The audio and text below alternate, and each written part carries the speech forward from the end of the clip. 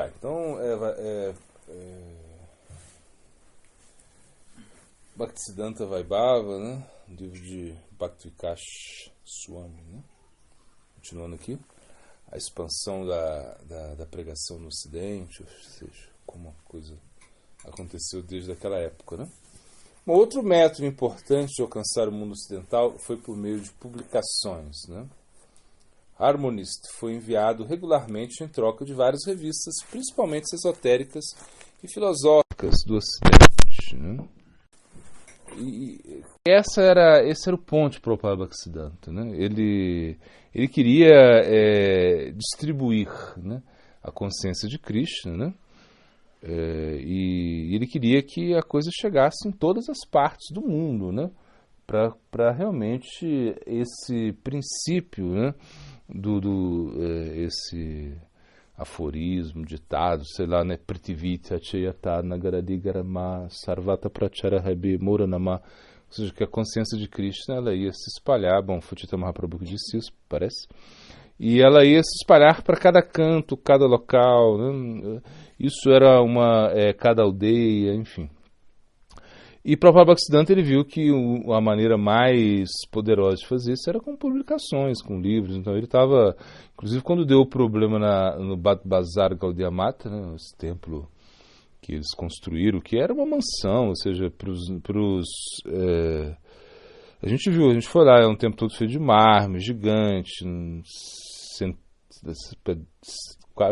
centenas de quartos, é uma coisa assim, bem grande, ainda mais para aquela época e para o nível assim que os Vaishnavas estavam acostumados, era uma coisa assim incrível. E o próprio Bhaktisiddhanta, no momento que estava dando discussões e brigas lá entre os discípulos, ele falou assim: vamos destruir esse templo, vamos vender o mármore, vamos publicar livro, vamos publicar revistas e distribuir isso, né? Mas, na realidade, Prabhupada Bhaktisiddhanta, né, ele queria, né, que tudo chegasse, né, que tudo chegasse ao Ocidente, né?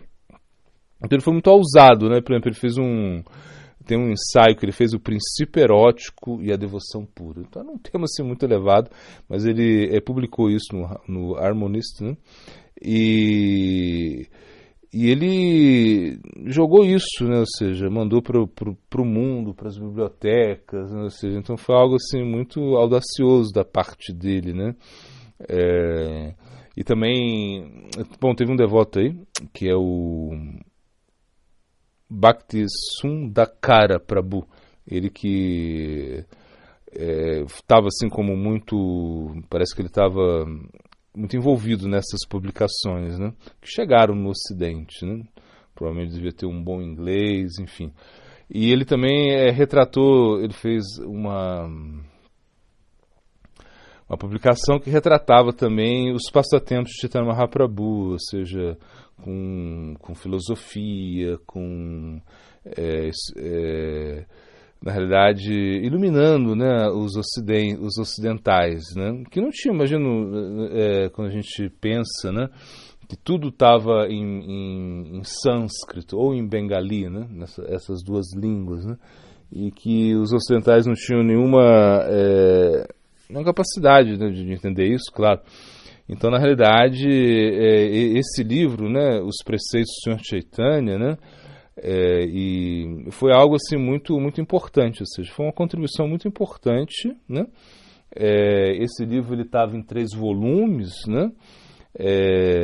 E disse que o primeiro, dos quais apenas o primeiro grande volume, cobrindo os primeiros passatempos de Mahaprabhu, né, o Adilila, né? E aí o segundo volume parece que foi escrito, mas não foi publicado, né? E o terceiro volume nunca foi publicado. Mas ficou esse desejo, né, que Chaitanya Mahaprabhu fosse conhecido no Ocidente, né? Porque, na realidade, quando você pensa em Krishna, né, você não tem muita evidência que tudo aconteceu, né? Quando você fala Krishna, né, o Krishna histórico, né, você não consegue muito bem. A gente chega lá por quê? Porque quando você vai em Vrindavana, bom, os Goswamis de Vrindavana, Rupa Goswami, Sanatana Goswami, eles tiveram uma função muito importante no quê? em descobrir os locais de passatempos, né, de Sri Krishna. Ou seja, esses locais sagrados, os locais onde Krishna executou passatempos, eles tiveram, porque essa foi a instrução que Chaitanya Mahaprabhu deu. E Mahaprabhu, quando foi a Vrindavan também, ele em alguns momentos ele falou, aqui aconteceu isso, aqui aconteceu aquilo, enfim. Mas na realidade é muito longe, né? 5.000 anos atrás. É uma coisa assim que... Agora, quando a gente pensa em Chaitanya Mahaprabhu, né? Não, Mahaprabhu é muito mais perto da gente, né? São 500 anos aí, tem provas, ou seja, quando você vai lá, você vai ter provas mesmo que Mahaprabhu existiu, ou seja, que ele fez tantos milagres, ou seja, que ele tinha esses êxtases, que ele, né? Que era uma pessoa extraordinária, assim também como o Cristo histórico, né? Ou seja, quando a gente pensa no Cristo histórico, né? Não estou falando do Cristo teológico, assim, mas o Cristo, ele existiu um homem lá na Galileia, lá, que ele, como foi descrito, assim, mais ou menos na Bíblia, que fez, ou seja, que existem provas sobre isso, né?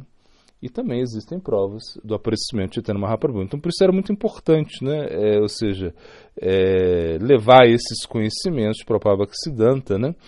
Para o inglês, né? Claro, não foi tudo, não foi publicado, mas muita coisa, né?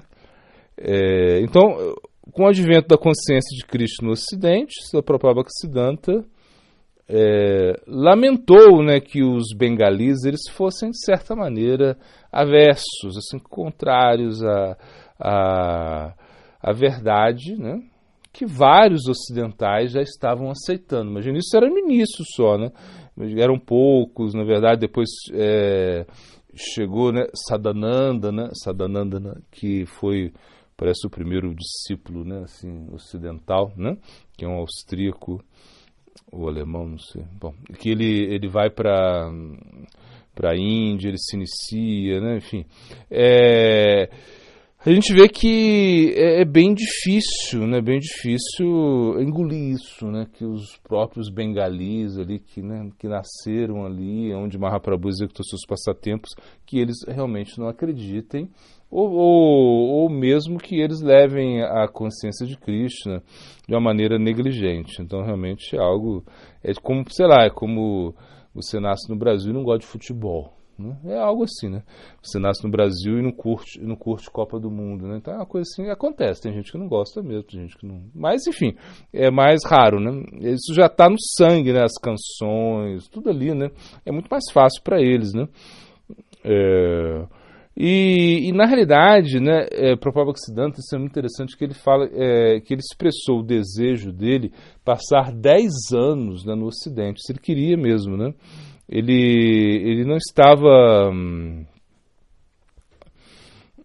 ou seja, porque ele achou, né, que a sua presença era... Ou seja, ele queria isso, mas ele achou que sua presença era necessária na Índia, ele não podia sair dali, né? Mas ele queria, né? E tanto é que a gente... Bom, algumas pessoas falam que o Swami Maharaj Prabhupada, ele cumpriu esse desejo do seu guru, né? A gente entende, né? Que o Swami Maharaj Prabhupada foi um Sakshavaesha Avatara, ele tinha a Vesha, ele tinha o poder, né, de Nityananda Prabhu, como o Swami Maharaj falou, né? Ele fez uma revolução, mas tudo isso também